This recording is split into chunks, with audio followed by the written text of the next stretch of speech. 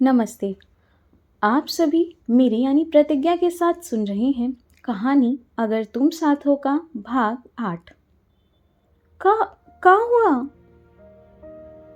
तुम्हारी दिलचस्पी बातों में ज़्यादा है, मुझ में नहीं। आकाश का ज़रा सी बात पर भुनक जाने का हुनर बिल्कुल पहले जैसा ही था। आखिरकार धृति को भी बिस्तर छोड़कर उतरना पड़ा और रूठे हुए आकाश को मनाने के लिए उसे दुनिया भर के जतन करने पड़ गए। अरे हम तो बस अपने मन का बात कर रहे थे, आप तो फिर से नाक में माछी बिठा लिए। धृति ने उसकी बांह पकड़कर बिस्तर की तरफ घसीटा। ना ना, अपने मन की बात करो। हमारे मन का तो अचार डालकर YouTube पर अपलोड कर दिया है तुमने, है ना? एंड व्हाट माछी? हाँ, व्हाट माछी? इट्स मक्खी, काली काली ट्रांसपेरेंट पक्खों वाली मक्खी, नॉट माछी। धृति की हंसी कंट्रोल नहीं हो रही थी। वो जैसे तैसे अपनी हंसी पर बांध बनाए हुए थी। हाँ तो आप भी माछी जैसे भिनभिनाइए मत, वरना एल्सा जग गई तो गुड़ गोबर हो जाएगा सारा योजना आपका। आइए ना बिस्तर पर, इतना ताकत नहीं है हम में कि हम आपको खींच सकें। वो उसकी टी शर्ट की बांह खींचते हुए बोली। दोनों की बहस चल ही रही थी कि अलंकृता के जोर से रोने की आवाज आई। दोनों ने हथेलियों से एक दूसरे का मुंह बंद कर लिया। अलंकृता एक जोर की जम्हाई लेकर वापस सो गई। इसके साथ ही धृति ने आकाश को धक्का देकर बिस्तर पर गिरा दिया और खुद उसके सीने पर लेट गई। दोनों ही दबी आवाज में हंस रहे थे। आकाश ने उसके मुस्कुराते लबों को छुआ और धृति ने एक पल भी नहीं लगाया उसके होठों को चूमने में। उनकी रूहानी मोहब्बत ने एक बार फिर उस कमरे को उनकी पहली रात जितना खूबसूरत बना दिया था।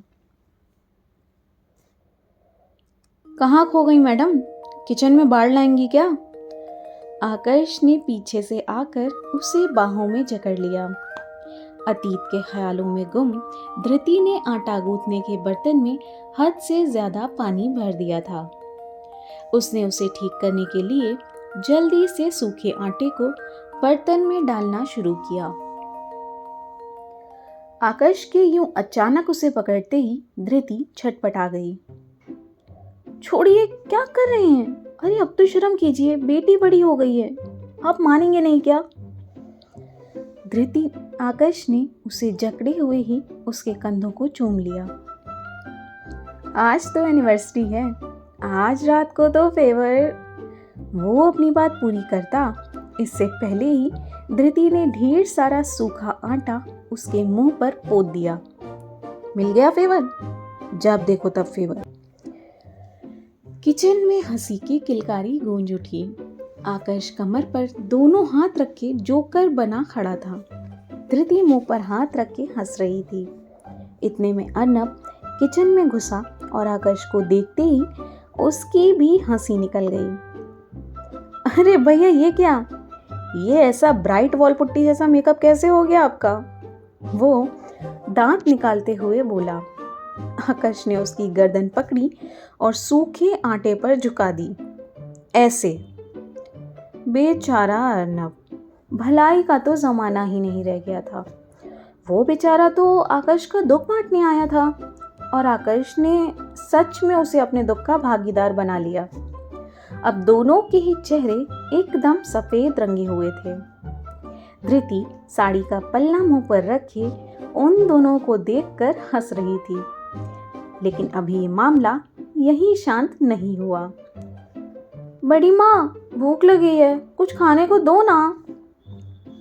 इतने में अर्नब की पैदाइश वो दोनों शैतानी आत्माएं भी किचन की दहलीज के भीतर पहुंच गईं और अर्नब और आकाश को देखकर उनकी हंसी रुकने का नाम नहीं ले रही थी। पापा, बड़े पापा, ये क्या हाल बना रखा है आप दोनों ने? ये चेहरे पर आटा कैसे लग गया? अर्नब ने दोनों हाथों से उन दोनों का सर पकड़ा और एक एक कर बर्तन में डुबो दिया। ऐसे। यार पापा, दोनों ही झल्लाकर बोले। यार पापा क्या, मुझे भी यही एक्सप्लेनेशन मिला था, मैंने पास ऑन कर दिया।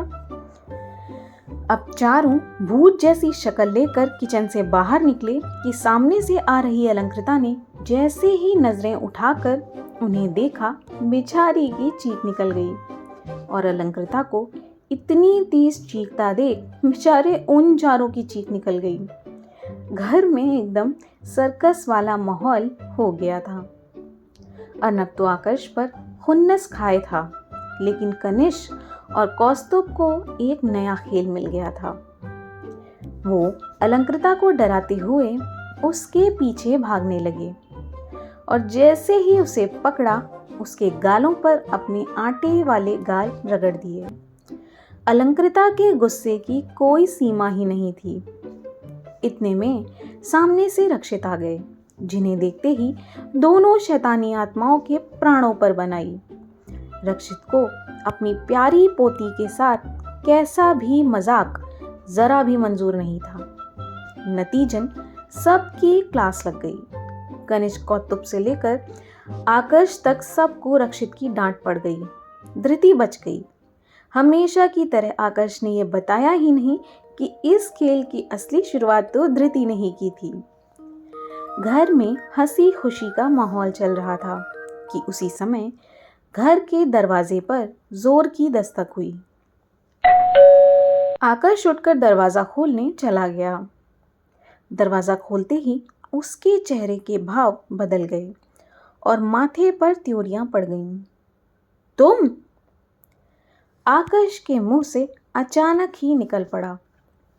सामने खड़े शख्स को देखकर सभी चौंक गए, क्योंकि शायद उनमें से किसी को भी उस शख्स के वहां होने की उम्मीद तक नहीं थी। तो ये था कहानी अगर तुम साथ हो का भाग 8।